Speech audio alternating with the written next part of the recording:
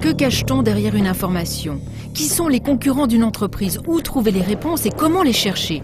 Bien des questions auxquelles Stéphanie répond. En tant que spécialiste en information documentaire, elle est sollicitée par de grandes sociétés qui ont besoin d'informations ciblées pour prendre des décisions stratégiques. Il y a beaucoup de demandes.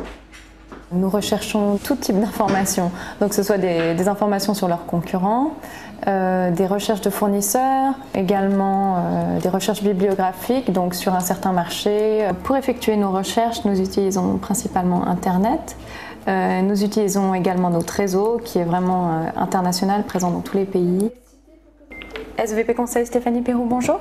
Dans son activité, Stéphanie doit faire preuve de rapidité, d'un esprit de synthèse et avoir la capacité de cibler instantanément la demande.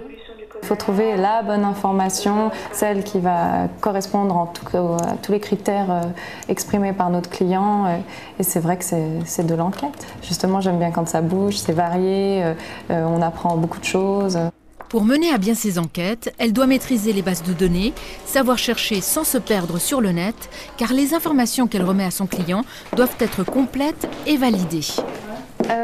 J'aimerais connaître le capital d'une SA.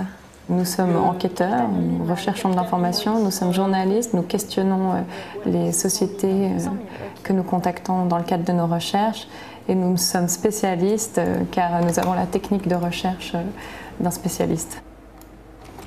Jessica incarne une autre facette du spécialiste en information documentaire. Elle travaille à la médiathèque du Valais et est responsable du site internet.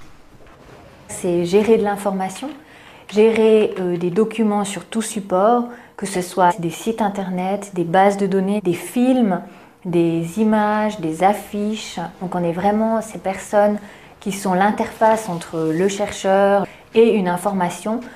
Et là, il y aura aussi des documents d'époque.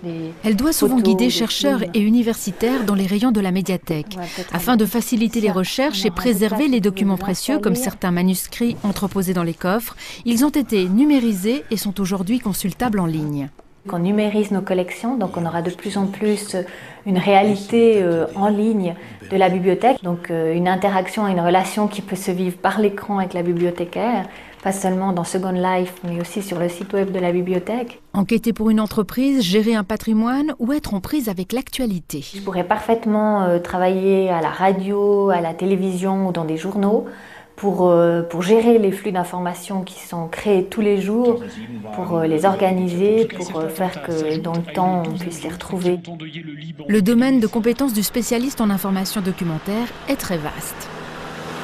Notre formation nous donne accès à des postes au sein d'ONG comme le CICR, des postes d'observateurs qui nous permettent par exemple en cas de conflit en Afrique de recevoir des informations jour par jour de l'évolution de la situation et de prévenir les expatriés en cas de gros conflits. Nous pouvons également travailler au sein de grandes entreprises style Philip Morris, Nestlé, etc.